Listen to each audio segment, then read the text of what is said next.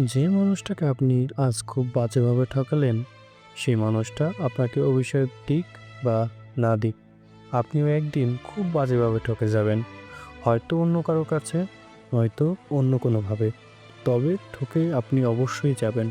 কারণ বাস্তবতা হচ্ছে, তার থেকে আপনার মুক্তি মিললেও তার রূহের হায় থেকে কখনোই আপনার মুক্তি মিলবে না।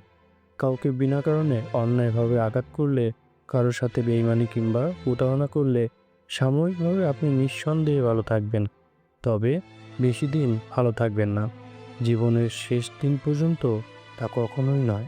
আর উপরের কথাটা না হয় নাই বললাম, বিশ্বাস ভাঙার প্রতিযোগিতায় আপনি খুব দক্ষতার সহিত কারো বিশ্বাস ভাঙছেন। আপনার দেওয়া দুঃখ কষ্ট প্রার্থনায় বসে কেউ চোখের জল ফেলছে। প্রস্তুত থাকুন, আপনি প্রস্তুত থাকুন। আজ না হয় কাল আপনার বিশ্বাস কেউ অবশ্যই ভাঙবে। আপনার চোখের জল কেউ না কেউ ফেলবে। ইচ্ছাকৃতভাবে বিশ্বাস করার প্রতিযোগিতায় আপনি খুব দক্ষতার সহিত কারো বিশ্বাস ভাঙছেন। আপনার দেওয়া দুঃখ কষ্ট প্রার্থনায় বসেও কেউ চোখের জল ফেলছে। প্রস্তুত থাকুন, আজ না হয় কাল বিশ্বাসও কেউ না কেউ অবশ্যই ভাঙবে। আপনার চোখের জলও কেউ না কেউ ফেলবে। ইচ্ছাকৃতভাবে আপনি কারো ক্ষতি সাধন করলে আপনার ক্ষতিও কেউ না কেউ অবশ্যই করবে।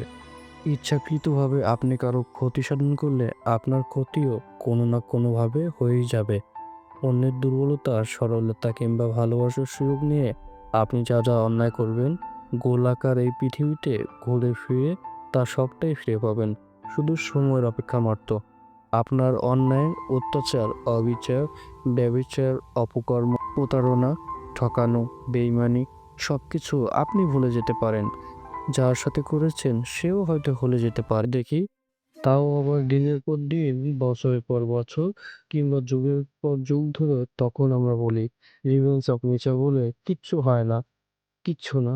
শুধু ওটা শুধুমাত্র সান্ত্বনার বাণী। কিন্তু না, মোটেও তা ঠিক নয়।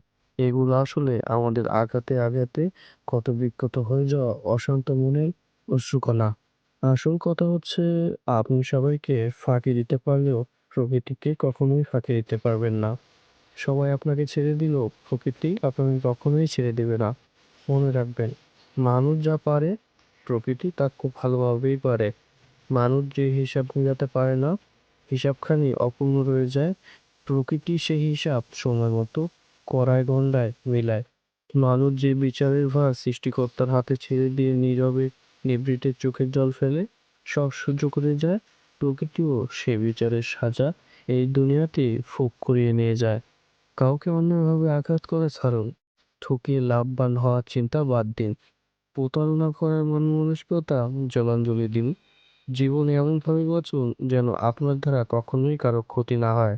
আপনি যেন কখনো কারো দীর্ঘশ্বাসের কারণ না হন। জানেন তো, মানুষের দীর্ঘশ্বাস ভীষণ ভয়ঙ্কর। কারো দীর্ঘশ্বাসের কারণ হয়েছেন তো আপনার শাস্তি অনিবার্য। তাই জীবনে আর কাউকে পরোয়া করুন আর না করুন, সৃষ্টিকর্তাকে পরোয়া করুন। মনে রাখবেন, তিনি ছাড় দিলেও ছেড়ে দেন না কখনো।